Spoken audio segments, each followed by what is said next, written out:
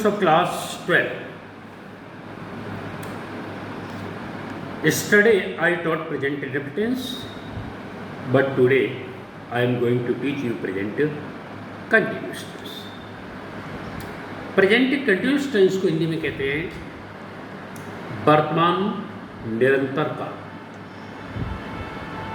वर्तमान निरंतर काल का मतलब होता है वर्तमान समय में कार्य जो निरंतर है, जारी है, उसे वर्तमान निरंतर काल।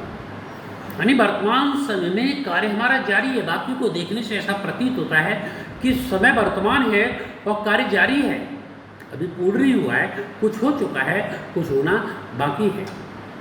तो ऐसे वाक्यों की जो हिंदी में पहचान होती है, उन वाक्यों की क्रियाओं के अंत में रहा है, रही है, रहे हैं और रहा हूँ आदि शब्द आते हैं। क्या था बच्चों? रहा है, रही है, रहे हैं और रहा हूँ आदि शब्द आते हैं। इंग्लिश ट्रांसलेशन करते समय सिंगुलर सब्जेक्ट के साथ इज, प्लूरल सब्जेक्ट के साथ आर और आई के साथ एम का प्रयोग करते हुए मुख्य क्रिया की फर्स्ट फॉर्म में आई जी लगा देते हैं। बहुत इजी होता है ऐसे वाक्यों का ट्रांसलेशन करते समय। फिर समझे, सिंगुलर सब्जेक्ट के साथ इज, प्लूरल सब्जेक्ट के साथ आर और आई के साथ एम का प्रयोग करते हुए मुख्य क्रिया की फर्स्ट फॉर्म में आई जी लगा देते हैं। कैसे हम कहें? हरी खाना खा रहा है। Hari is a singular subject, Hari is eating the food. Hari के साथ इसका प्रयोग हुआ, Hari is eating the food. Hari खाना खा रहा है। अब मैं प्लूरल सब्जेक्ट का प्रयोग कर रहा हूँ। जैसे वे अपना काम कर रहे हैं तो they are doing their work, वे अपना काम कर रहे हैं। आई का प्रयोग करें, जैसे मैं एक कविता को याद कर रहा हूँ, I am learning a poem. मैं एक कविता को याद कर रहा हूँ, I am learning a poem. अब इसमें यदि हमारा वाक्य प्रश्नवाचक है, क्या से प्रारंभ हो रहा है वाक्य, तो वाक्य के स्टार्टिंग में ही हम इच और एम का प्रयोग कर देते हैं। जैसे क्या पक्षी आकाश में उड़ रहा है, is the word flying in the sky.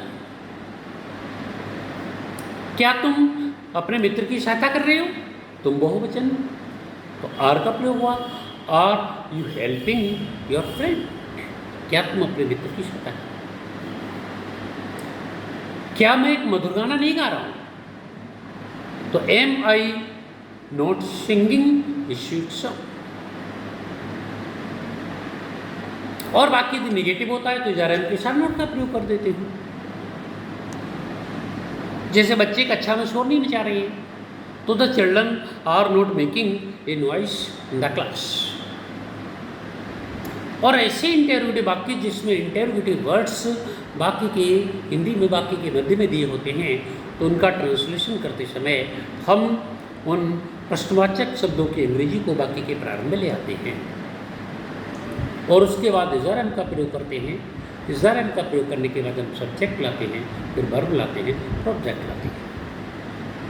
इसी क्या मिस्टर शर्मा कक्षा में नहीं पढ़ा रहे हैं, तो is mister Sharma not teaching in the class. अब इसी वाक्य को थोड़ा सा चेंज कर दें, मिस्टर शर्मा कक्षा में क्या पढ़ा रहे हैं, तो उसमें क्या शब्द वाक्य के मध्य में है, तो what is mister Sharma teaching in the class. Rekha इस समय कहाँ जा रही है, तो where is Rekha going at this time. तुम अपना कार्य क्यों नहीं कर रहे हो, why are you not doing your work. तुम अपना कार्य क्यों नहीं कर रहे हो, तो why are you not doing your work. दरवाजे पर कौन पुकार रहा है। ऐसे वाक्य जो कौन से प्रारंभ होते हैं, तो कौन शब्द ही हमारा इंटेरोगेटिव वर्ड है और कौन ही हमारा यहाँ पर सब्जेक्ट का कार्य कर रहा है। तो who is calling at the door, दरवाजे पर कौन।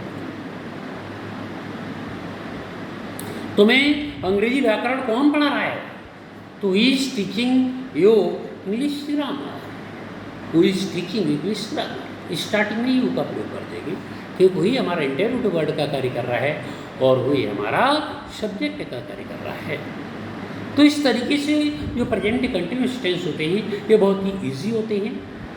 हमने जैसा कि स्टार्टिंग में बताया था, सिंगुलर सब्जेक्ट के साथ इसका प्रयोग करते हैं, प्लूरल सब्जेक्ट के साथ आर का प्रयोग करते हैं, आई के साथ एम का प्रयोग करते हैं और फिर मुख्य क्रिया की फर्स्ट फॉर्म में एनजे लगा देते हैं। जो बाकी का क्रम होता है वो कर्ता, क्रिया, कर्म, subject, verb and object, time, place and action जो बाद में दिया जाता है उसे एक्सेट्रा जो का उपयोग कर देते हैं।